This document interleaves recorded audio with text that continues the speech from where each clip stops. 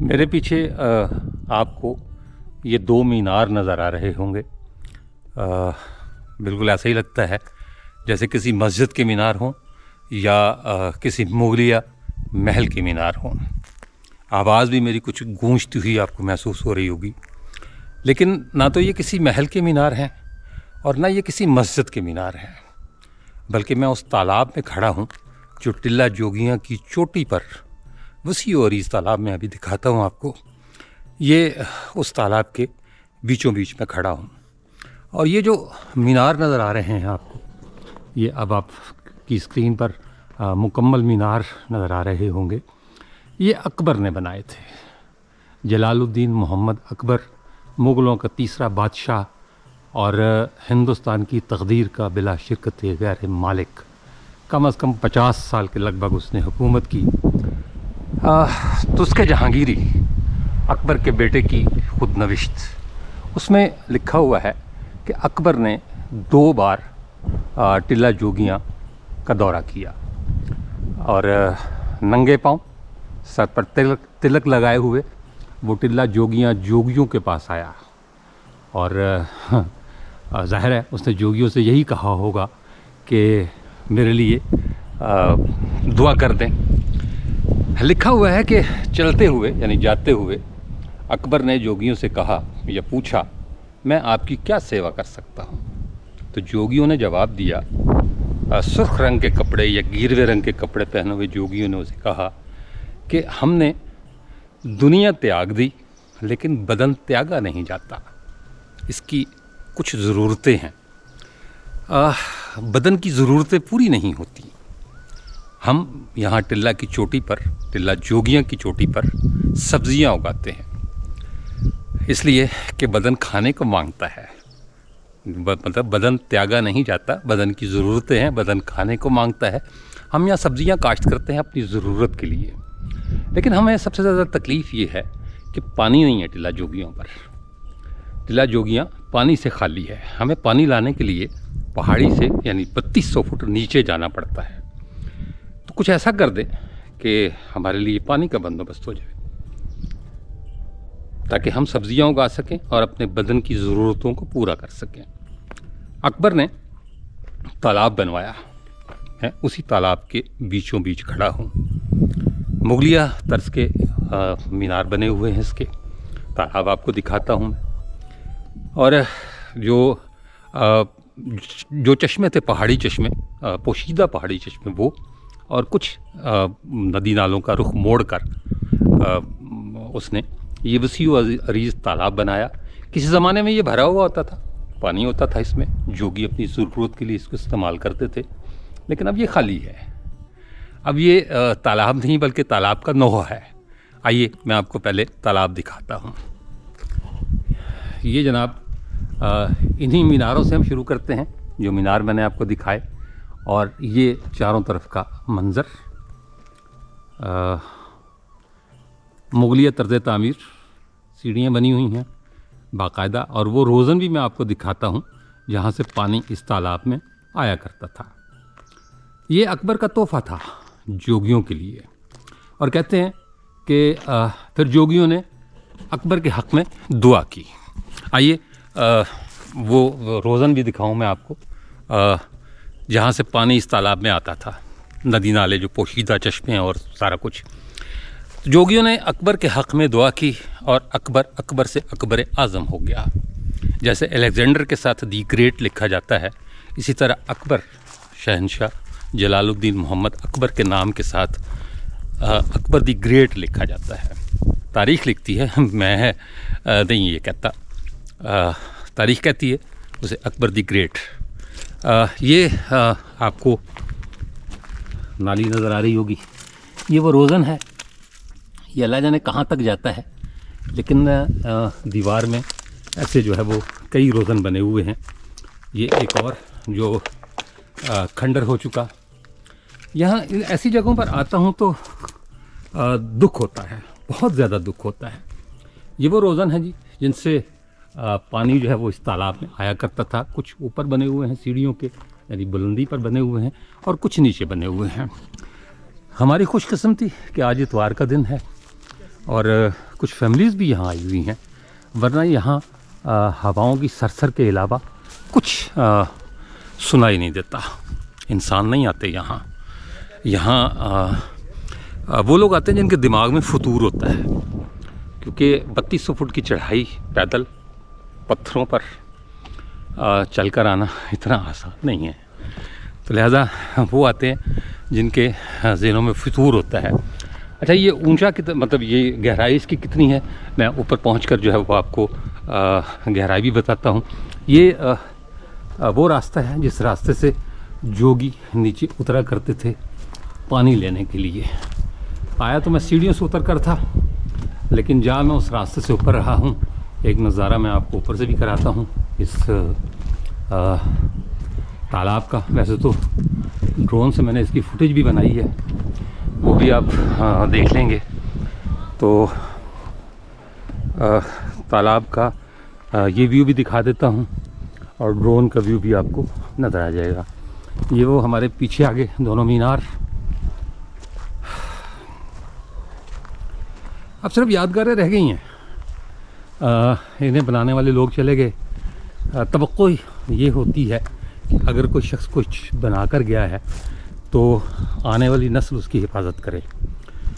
बाप माँ इसी उम्मीद पर अपनी औलाद को तालीम और तरबियत से आरास्ता करते हैं कि ये बड़ी होकर हमें भी संभालेगी और हमारे बुढ़ापे का सहारा भी बनेगी।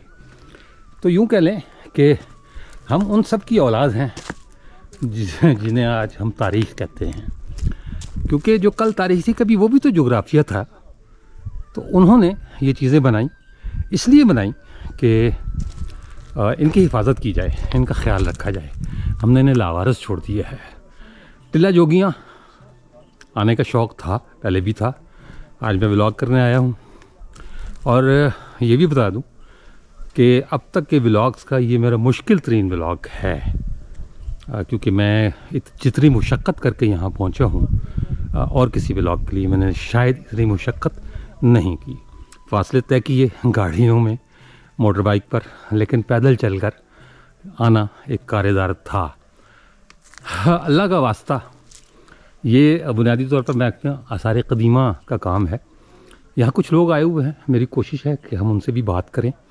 तो ये वो तालाब है जी जो अकबर आज़म से मंसूब है और टिल्ला जोगियाँ का एक अहम तरीन हिस्सा, लेकिन बर्बाद, वीरान, सुनसान, खुश्क तालाब। ये टिल्ला का एक अमूमी मंज़र आप देखें, खूबसूरत जगह। और लेकिन अफसोस की बात यही है कि हमें इन चीज़ों की कदर नहीं है। हम तारीख़ शनास नहीं हैं, तारीख़ को संभालने वाले नहीं हैं। तो दुख होता है इन सारी चीज़ों को देखकर कि ये इनकी क्या हालत हो गई। ये एक क्लोज़ व्यू है जो तालाब के किनारे जो मीनार बना हुआ है। लोग आते हैं, लेकिन मैंने कहा ना कि सिर्फ वही लोग आते हैं जिनकी खोपड़ी में, दिमाग में फतूर है। आम बंदा 3200 फुट पत्थरों पर चढ़कर यहाँ नहीं आता। और अगर मतलब ये जगह किसी और मुल्क में होती तो आबाद होती। यहाँ सयाहों के लिए बाकायदा कोई रेस्ट हाउस बनाया होता। मैंने आपको दिखाया है ना, ये एक कहने को रेस्ट हाउस है, लेकिन यहाँ चाय भी दस्तयाब नहीं है। आने का रास्ता तो चले छोड़ें, जैसा भी है, लेकिन यहाँ चाय भी दस्तयाब नहीं है। तो कौन आएगा? हम वो बदकिस्मत कौम है जिनके पास जो है वो सेहत की बेशुमार जगह हैं, लेकिन वहाँ आने वाला कोई नहीं। हम आने नहीं देते, हम वो सहूलतें ही फराहम नहीं करते जो होनी चाहिए।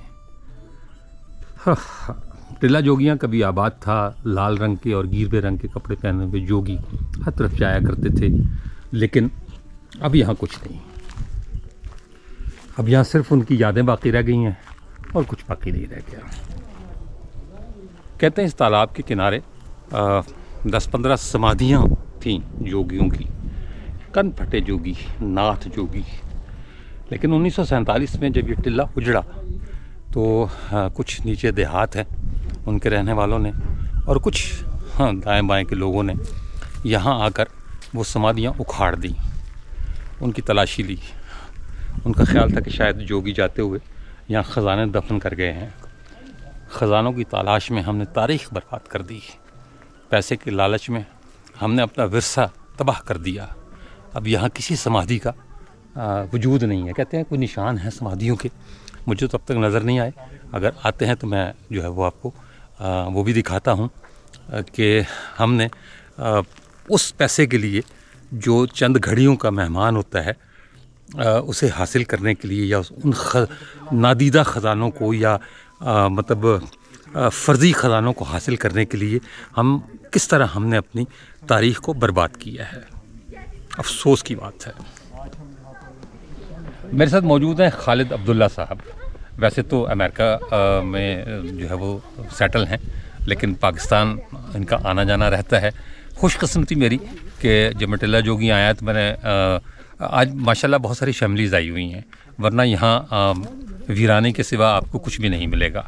तो मैंने कहा जो है वो थोड़ी सी बात कर ली जाए खालिद अब्दुल्ला साहब से।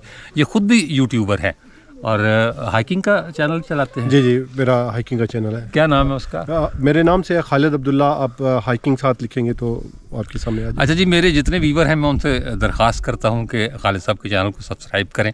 और खालिद साहब कैसा लगा तजर्बा यहाँ आकर? मेरा ये तीसरी चौथी दफ़ा मैं आया हूँ। अच्छा। बड़े ज़बरदस्त किस्म के एक्सपीरियंस हुए हैं। गुड। मुझे याद है कि पहला जो मेरा एक्सपीरियंस था, मैं यहाँ पर एक ट्रिप लेकर आया था हाइकिंग के लिए अपने गांव के। मैं दीना से बिलोंग करता हूँ, दीना के नवाई इलाका नकोदर है, वहाँ से अपने एरिया के लड़कों का एक ट्रिप लेकर आया था। तकरीबन हम 30-32 बाइकर्स थे जो नीचे पेट गाँव के ऊपर पहुँचे। अच्छा। और ऊपर आए। और हमारे साथ एक बड़ी ट्रेजेडी ये हुई कि जब हम वापस जा रहे थे इसी रास्ते में, तो रास्ते में हमें डाकू ने पकड़ लिया। तो डाकू ने पकड़ा और हमें बिठाया, तो जिस जगह पे ये असर और मगरब के दरमियान का टाइम था, किला रोहतास की बैक साइड पे। अच्छा। तो मेरे सामने जो लोग थे उनको उन्होंने जो शलवारों में से नाड़े निकाल के उन्होंने बांध दिया था बैक साइड पे ना, इस तरह पीछे। तो जब वो लोग हमें छोड़ के भागे वहाँ से, एक गाड़ी बस आई रोहतास वाली साइड से, रात का टाइम था, तो वो लोग हमें छोड़ के निकल गए।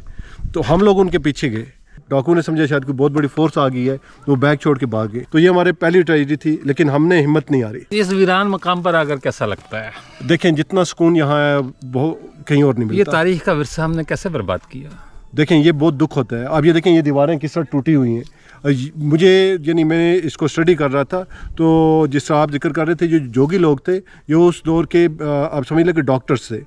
ये जो जड़ी बूटियाँ हैं उनसे इलाज जो है ना, जड़ी बूटियों से इलाज, देसी तरीका इलाज जैसे उस वक्त का था, आयुर्वेदिक कहते हैं, जो जड़ी बूटियों का इलाज है या देसी तरीका इलाज है, वो योगा, इल्म नजूम, ये सारी की सारी उनकी इजादें हैं। तो ये उस वक्त की एक यूनिवर्सिटी थी जहाँ पर हम खड़े। यानी ये वो जोगी नहीं थे जो वो कासा लेकर जो है वो नहीं, ये वो लोग भीख मांगते हैं जिन्हें हम जोगी कहते हैं। ये वो जोगी थे जो इल्म का समंदर थे, पढ़े लिखे लोग थे। और अच्छा देखिए, इतनी बड़ी हाइट के ऊपर मैं एक और चीज़ कहता हूँ कि हमारे यहाँ जो लोग हैं, हम घरों के अंदर कितनी मुश्किल ज़िंदगी गुजारते हैं। हमारी ख़वातीन कितनी मुश्किल ज़िंदगी गुजारती हैं और बहुत ज़्यादा टेंशन वाली, डिप्रेशन वाली ज़िंदगी गुजार रही है। ये यानी आपकी रूटीन लाइफ है ना, कोल्लू के बैल की तरह हम चलते रहते हैं।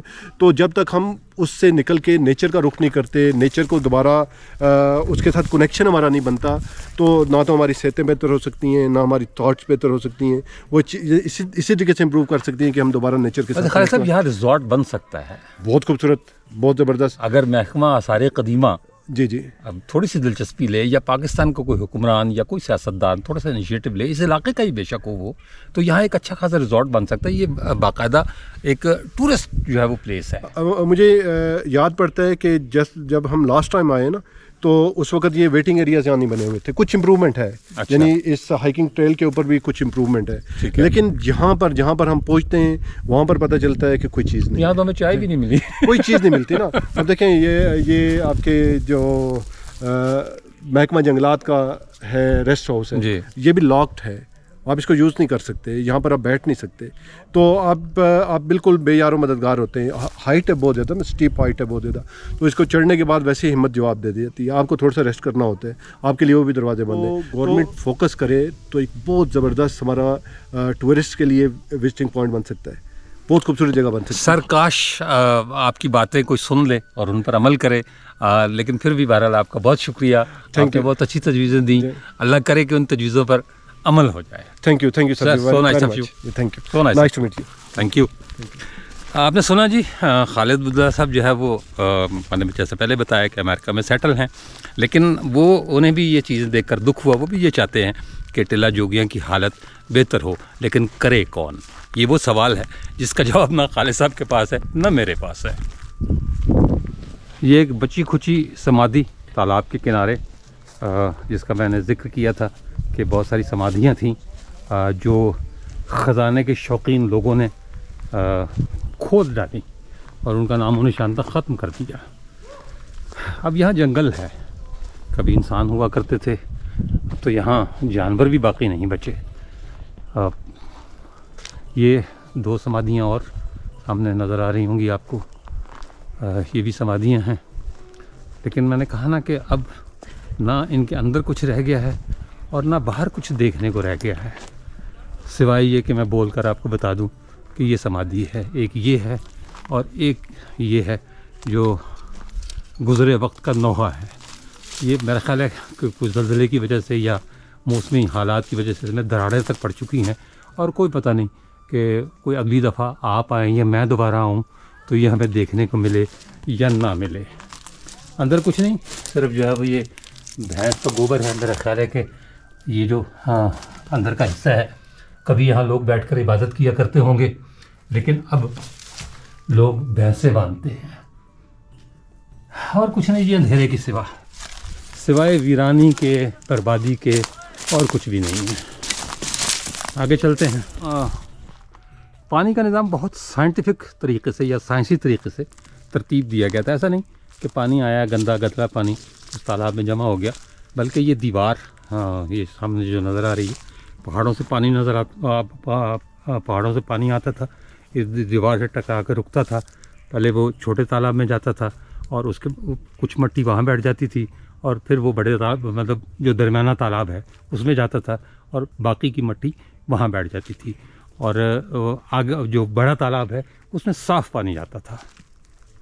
मतलब बहुत ही, अकबर ने ऐसा नहीं है कि कोई अंधाधुंध दीवारें तामीर करवाईं या अंधाधुंध जो है वो तालाब बनवा दिया, ऐसा नहीं है, बल्कि उसने बाकायदा साइंसी तरीके पर पानी साफ़ करके जोगियों को फराहम किया था उनके पीने के लिए और खेती बाड़ी के लिए।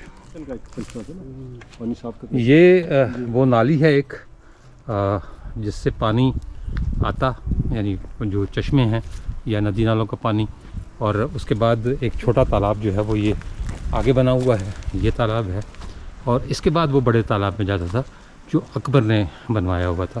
सामने उसका आपको होल भी नज़र आ रहा होगा। ये बेसिकली पानी को साफ़ करने का एक तरीका था कि साफ़ पीने का पानी जोगियों को मुयस्सर आ सके। ये निज़ाम था जो अकबर ने बनाया था। ये जी मज़ीद पत्थर, मज़ीद सीढ़ियाँ, और हम चल रहे हैं उस मकाम पर जहाँ बाबा गुरु नानक ने चिल्ला काटा था। टिल्ला जोगियाँ अच्छी खासी वसी और रीज़ जगह है।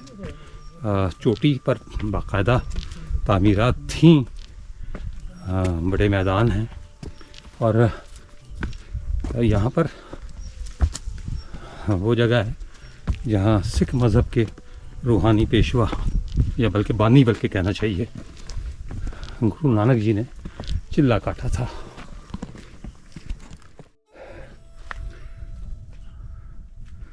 बहुत सी सीढ़ियाँ हम चढ़ आए हैं और अभी मज़ीद सीढ़ियाँ हम चढ़ रहे हैं। मंजिल हमारी बाबा गुरु नानक जी की वो जगह जहाँ बैठकर उन्होंने चिल्ला काटा था। मेरा ये टिल्ला जोगियाँ का शायद सबसे बुलंद मकाम भी है।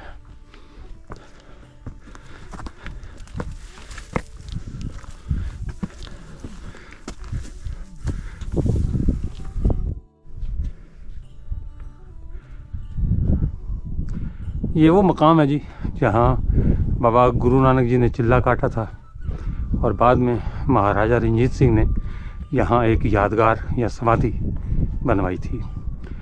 अब तो ये आधी से भी कम रह गई है, लेकिन जब ये मुकम्मल थी तो हैरत अंगेज़ तौर पर मज़ार क़ायद आज़म से मुशाबे थी। अब नहीं पता कि मज़ार कायद आज़म का डिज़ाइन यहाँ से लिया गया या इत्तफाकिया मुमासलत है, लेकिन जब ये समाधि मुकम्मल थी तो ये और मज़ार कायद आज़म हूबहू मिलते जुलते थे। बदर सुहेल वो हमारे साथ है, बाकायदा गाइड कर रहे हैं और जगहों के बारे में बता रहे हैं कि वो इस इलाके के रहने वाले हैं।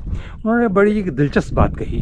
उन्होंने कहा जी लोगों ने इस समाधि को तो मिस्मार किया ही किया, लेकिन जो पत्थर गिरे मिस्मार होने से लोगों ने उसे भी नहीं छोड़ा और शौक में यहाँ से नीचे उछालते रहे दाएँ बाएँ। और अब सूरत हाल ये है कि ये पत्थर भी बाकी नहीं बचे। ये मैं फिर वही बात दोहराऊँगा कि जब आप यहाँ आएँ, आप जब देखने के लिए आएँ तो शायद ये हिस्सा भी जो है वो आपको दिखाई ना दे जो बाकी रह गया है। मैंने बताया आपको कि ये टिल्ला का सबसे बुलंद मकाम, ये चारों तरफ का नज़ारा और है।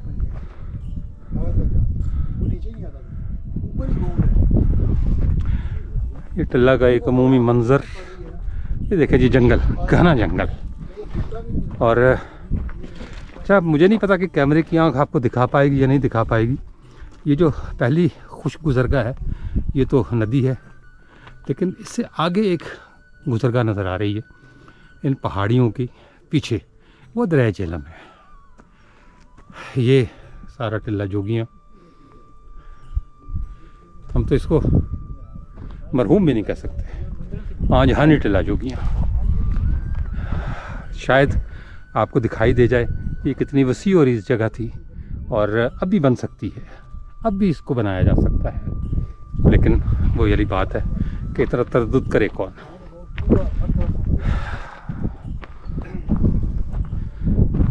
बड़ी गहरी खाई है इस तरफ, मतलब इतनी गहरी है कि बाकायदा खौफ आता है।